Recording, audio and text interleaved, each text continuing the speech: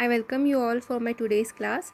Today we are going to discuss on few gynecological surgeries, the commonest gynecological surgeries.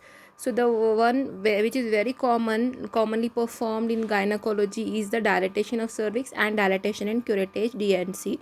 So today we are going to discuss on the dilatation of cervix and dilatation of cervix along with the curettage and HSG procedures. So coming to the dilatation of cervix first.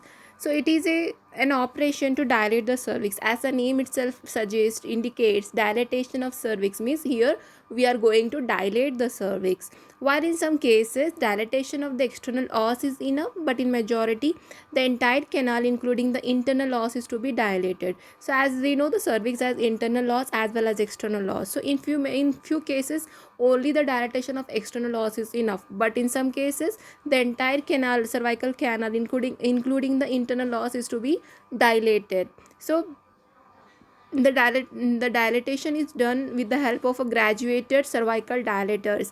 So nowadays different types of dilators are available, like metallic dilators are there, Hegas dilators, Das dilators. So different dilators are available of different diameters. So we always should start with the minimum size of diameter or the smallest dilators, then we can slowly increase the diameter, or you can say the slowly larger diameters is to be taken. So how much dilatation we want, according to that we have to select the dilator. So always it should be started with the smallest diameter or the smallest dilator having the smallest diameter.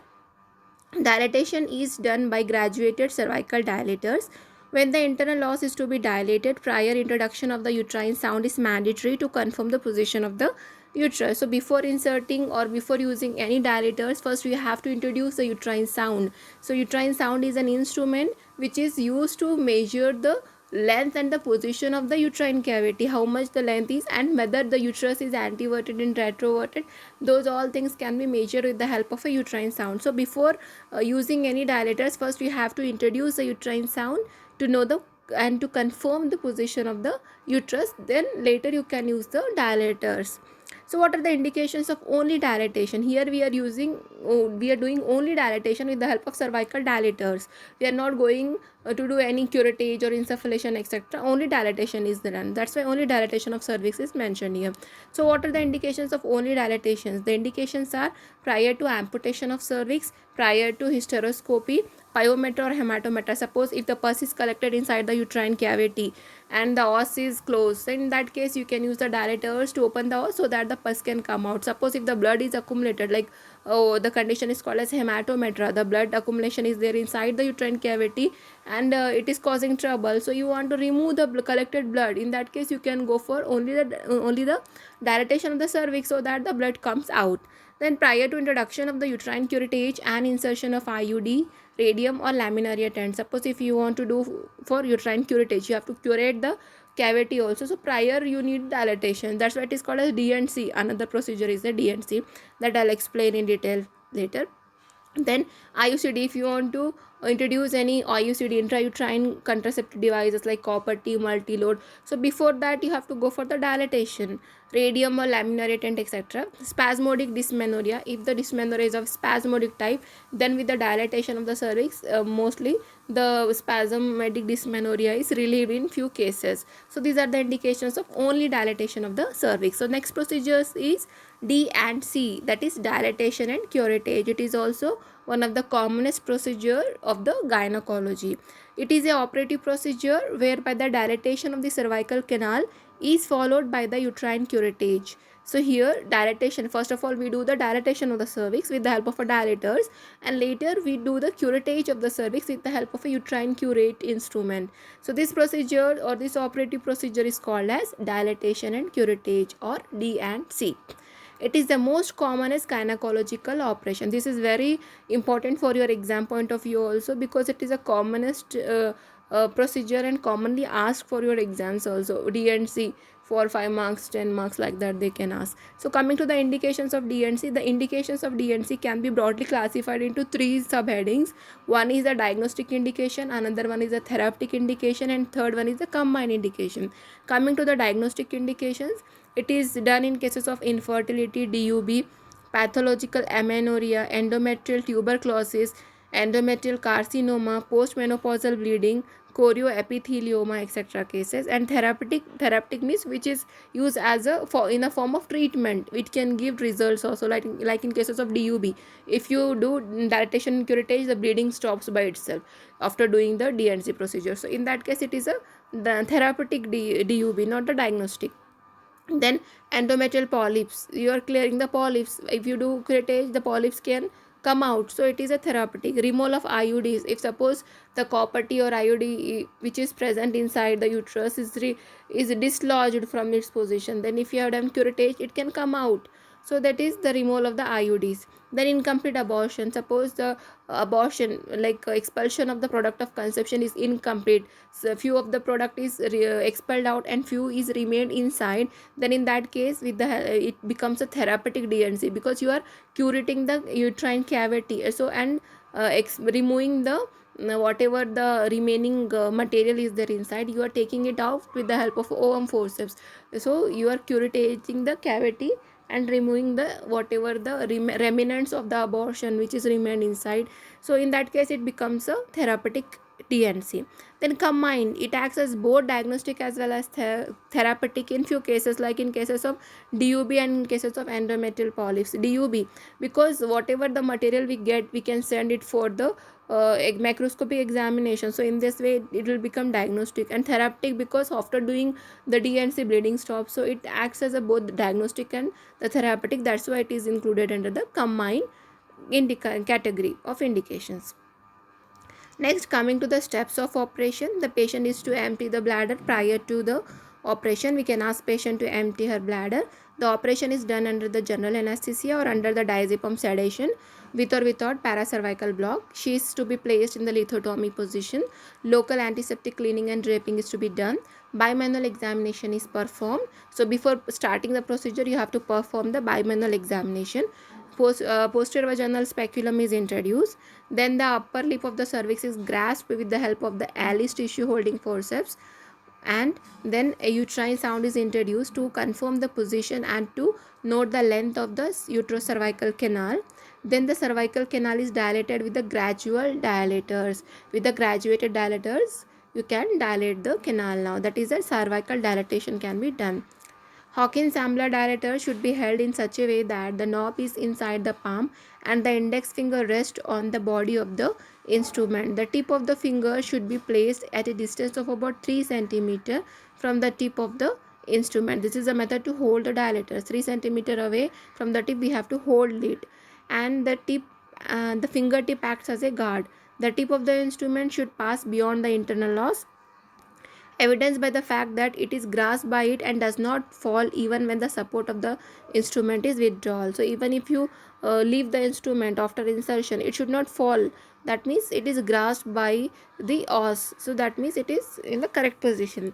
The tip of the dilator should be directed anteriorly or posteriorly according to the position of the uterus. Next, when the dilator is introduced, the cervix is made steady by traction of the valsellum. Now, after the introduction of dilator, cervix is to be held with the help of a valsellum. The traction is to be given. After the desired dilatation, the uterine cavity is curated with the help of a uterine curate instrument. It is called as a uterine curate instrument is there.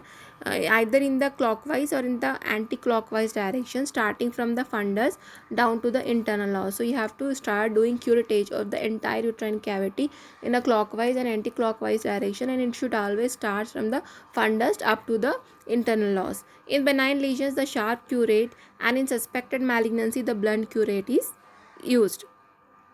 So the curate has two ends. One is a sharp end, another one is a blunt end. So sharp end when to use and blunt end when to use is to be decided.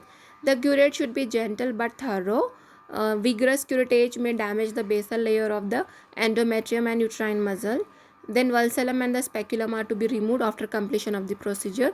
The curated material is preserved in 10% formalin solution, that is a normal saline in suspected tubercular endometritis cases, labeled properly and sent for histological examination. So you have whatever the material you get after curating the cavity, that material is to be preserved in 10% formalin solution. But if you are suspecting any tubercular endometritis, then you have to just collect it in a normal saline, okay, plain or normal saline.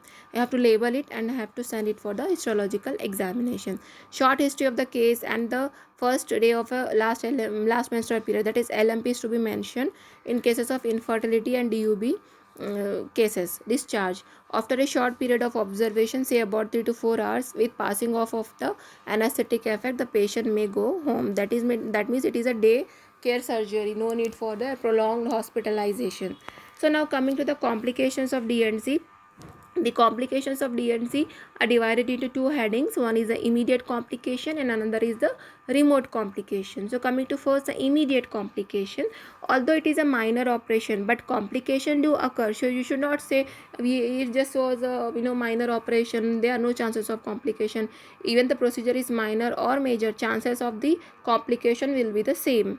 So the complications or immediate complication includes injury to the cervix, uterine perforations, injury to the gut, and infection. So now first is injury to the cervix. How this can occur? The injury to the lip of the cervix is caused by the valsellum bite or the lateral tear by the dilators.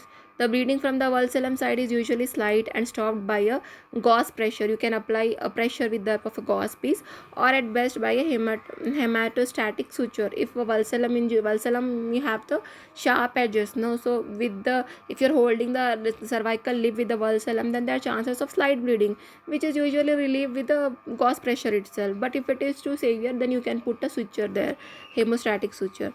Next, management of the lateral tears. If lateral tears occurs by a vigorous dilatation, then if slight hemostasis is effective by intracervical or gauze, vaginal gauze plugging, then it is okay. Slight is there, then you can go for the plugging vagina.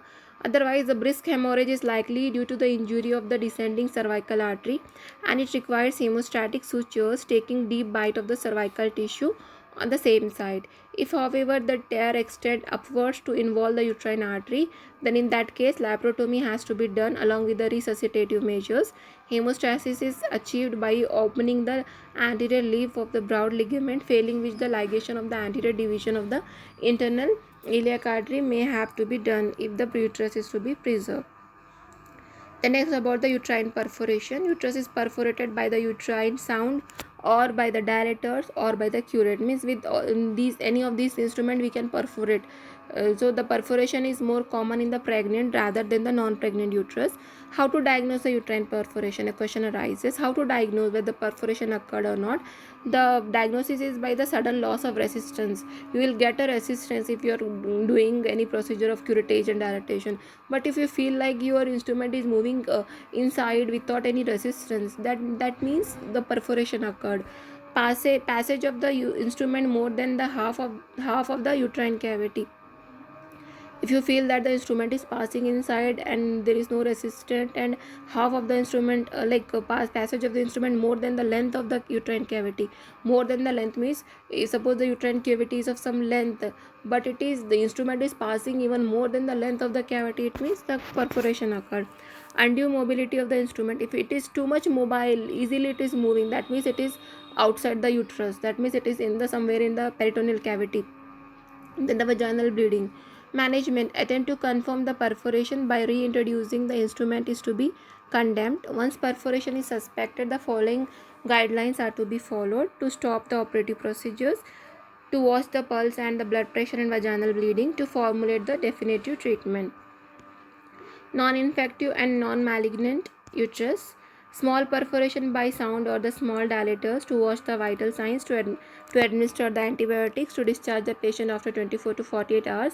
If the abdomen is soft, vital signs, that is the pulse, BP, are normal and no untold effects are noticed. Perforation by the large dilator or the curate.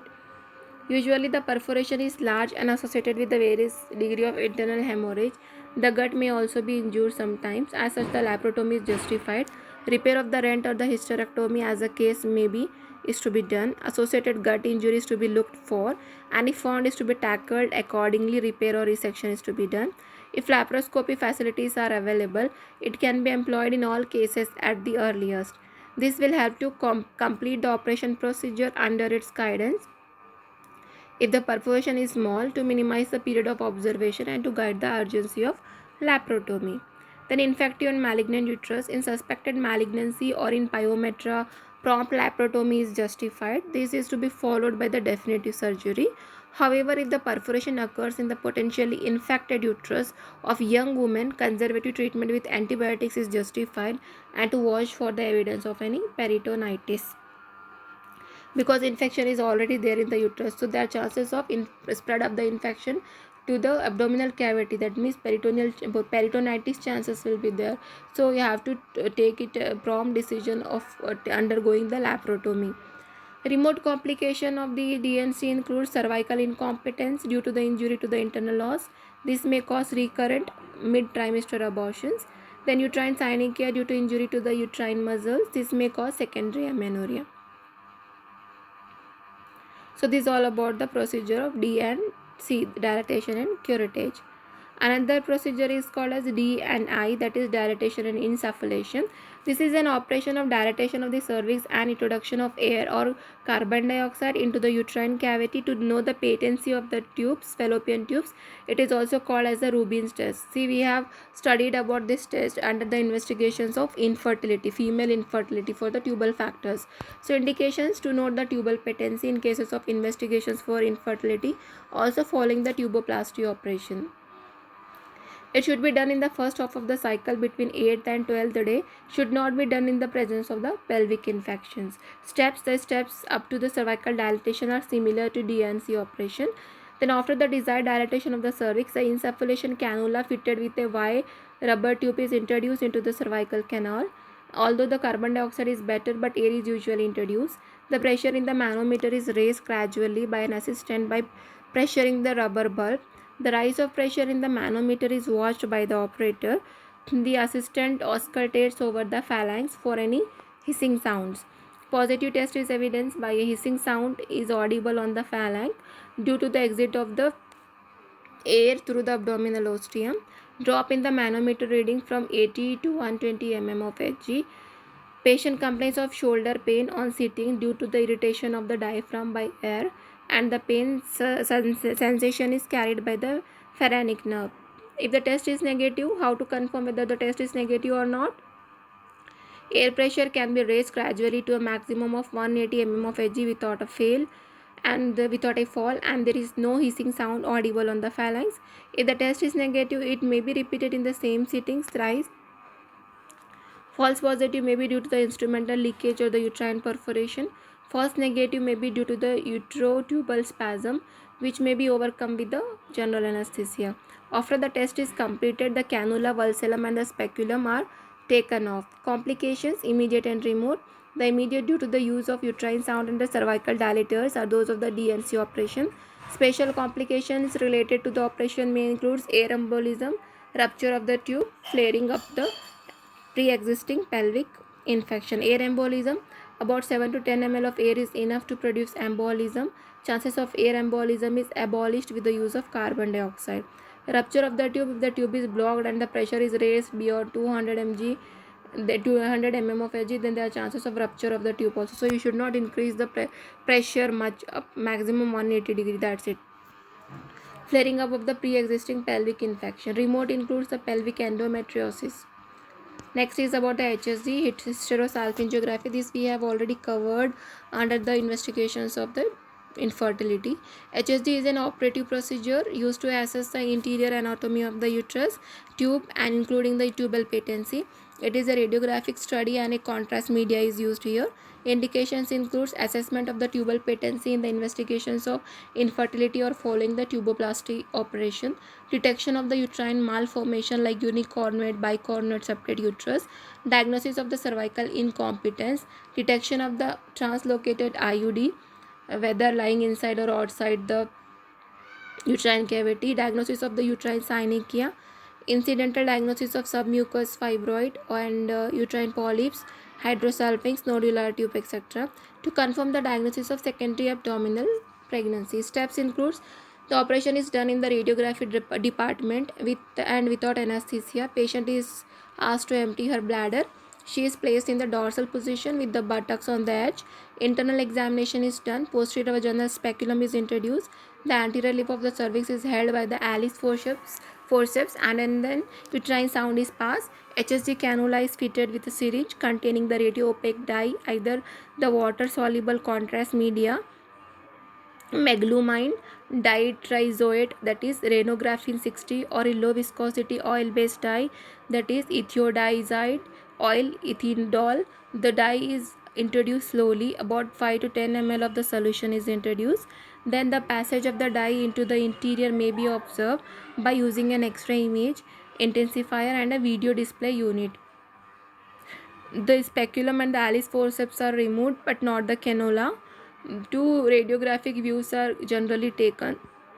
The first one to show the filling of the uterine cavity, and the other at the completion of the procedure after 10 to 15 minutes following, showing the tubal fillings. The tube patency is evident by the peritoneal spillage. Advantages of watery medium over the oil-based medium: it permits rapid absorption, eliminates granuloma formation, negligible peritoneal irritation, no risk of embolism when extravasated, better visualization of the tubal mucosa. Then advantages of oil-based medium over the watery contrast medium is the better resolution of the uterine architecture, less uterine cramping pain, higher subsequent pregnancy rates. The advantages of HSG over the D&I, that is dilatation and insufflation. HSG is considered as better. Why? Because it has less false negative reports. Precise identification of the site and size of the obstruction is done. Identification of the uterine cavity abnormalities also. Filmy intraluminal adhesions may be broken, as such chances of conception within 3 to 4 months is high after doing the HSG procedure. Timings when it should be performed: HSG is to be done between day 6 and day 10 of the cycle. Antibiotic prophylaxis should be given. Doxycycline 100 mg per oral twice daily is given, beginning the day before HSG and continuing for 5 days. Coming to the complications of HSG, apart from the inherent complication of the uterine sound, uterine perforation, hemorrhage, HSG has got the following complication even with the use of the watery solution. Those includes peritoneal irritation and the pelvic pain, vasovagal attack, intravasation of the dye within the venous or lymphatic channels, flaring up of the pelvic infections. Now coming to the contraindications of HSG, it includes pelvic infection, women known to have hydrosalpinges, and presence of adnexemas, PID, etc. Pelvic tenderness on bimanual examination. So this is all about HSG. Thank you.